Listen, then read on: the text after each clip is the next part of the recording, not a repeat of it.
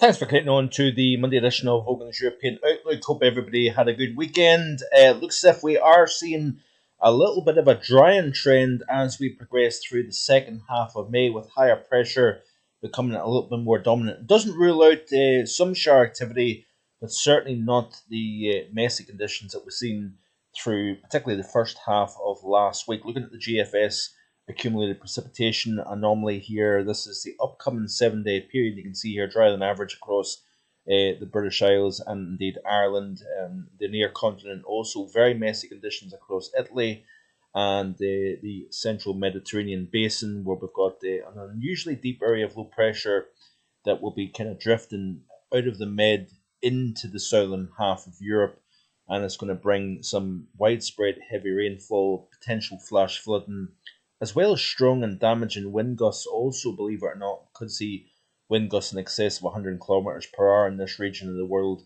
over the next few days here. But as we continue to play through the loop here of the GFS ensemble, you can see here that the dry theme maintains itself over the UK and indeed Ireland as we progress even into the month of June, believe it or not. So that is quite interesting. And we are starting to notch up the temperature. We'll look at that in just a second. But certainly during the course of the weekend, the temperature rose initially to 21.6 Celsius at Kew Gardens in central London. That did mark a tie of the warmest day of the year, along with Helens Bay in County Down, Northern Ireland. But interestingly enough, the Met Office has declared a temperature of 22 Celsius at, let me just get to it, at Virginstowe in Devon. So that now marks the first 22 Celsius or higher of the year so far. So obviously a little bit late in getting that data. And it was just this afternoon that they said a temperature of 22.6 was recorded in southwestern England. Now, our friend Shrine Bruin, based in Dublin, actually made mention that prior to that 22.6 being recorded on Saturday, that 21.6, by the way, was actually meant that it's actually the lowest minimum or maximum temperature so far into the year.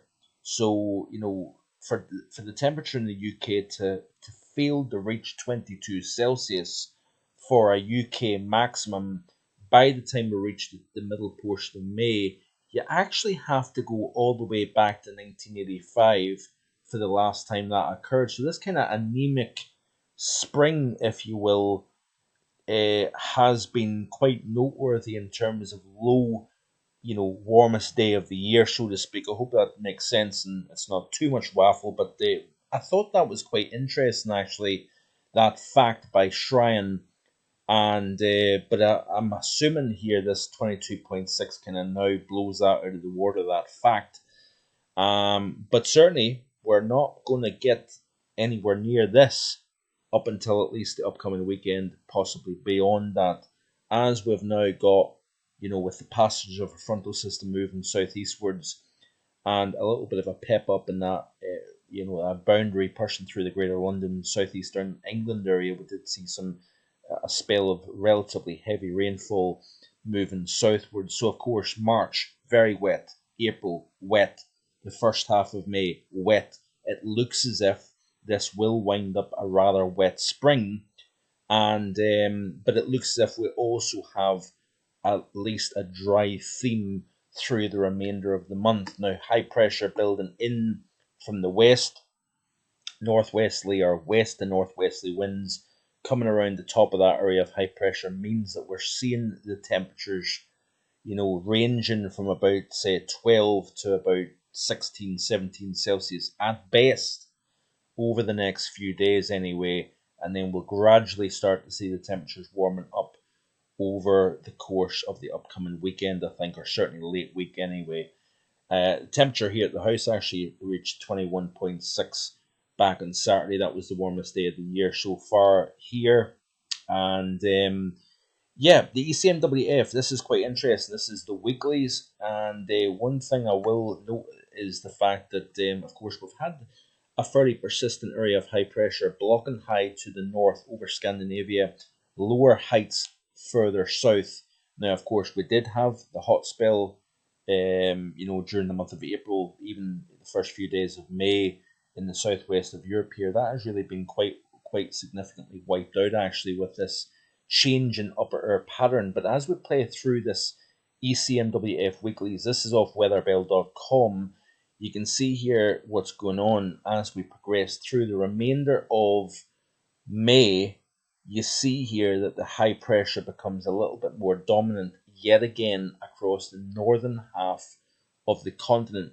We look at the negative down over Spain, Portugal, France. So therefore, you would generally like to believe that the more unsettled and cooler conditions is further south, warmer than average conditions further north. As we play through this loop, you can see really that being the case. And this is now us into the month of this I was going to say December there. I don't know why.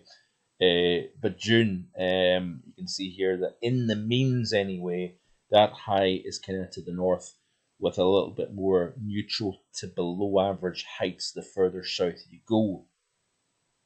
Back to the GFS ensemble, and let's look at the upper air pattern. Hopefully it's not updating because it's not. It's okay. But you can see here as we play through this loop, this is the 5-day increments. That negative focused over the Western Mediterranean, higher pressure, elongated, stretched out between the Atlantic and Scandinavia, as you can see here. Generally speaking, that would be a drier theme. The further north, you may have to watch out across, France into the southern half of the UK. We may get, with the strongest heights further north, we may get some more unsettled conditions the further south you go with this type of air pattern. And this is, of course, taking us into the month of June. You can see the negative here to the southwest. So a kind of thundery, more unsettled theme across the southwest of the continent. Warmer, drier, the further north you go. Looking at current temperatures as we're recording, and you can see here that we've got relatively fresh conditions across the UK and Ireland, as you can see here. Nothing really to write home about across the southern half of Iberia, as you can see here. Bear in mind, we are now starting to enter the early portion of the evening, so temperatures are naturally starting to come down. But notice here, even though we're kind of a good hour ahead, temperatures into the mid-20s, anywhere from the Black Sea up through Ukraine, the Baltic states where it's been quite warm, and Western Russia reasonably warm at this time of the day. Looking at the UK and more close up, you can see here that we've got relatively cool conditions here. Only 9.4 at Loch Liscarnock with a wind chill of 5.8, as you can see here. Northern Ireland, low teens, mid-teens at best. Same for the Republic. And indeed across England and Wales, you can see here temperatures no better than about 16 Celsius. So relatively fresh conditions indeed.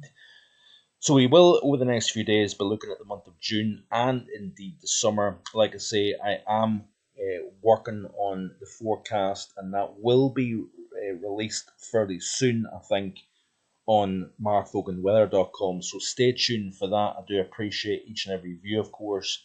I do encourage you to please like the videos, show that YouTube that you're enjoying the content. Indeed, share with your friends and family. And as always, please hit that subscribe button if you haven't already done so. There is a lot of things going on, and I endeavour to share everything with you here on YouTube. So I hope you enjoy the rest of your day, and I will hopefully be back again tomorrow with more. Bye for now.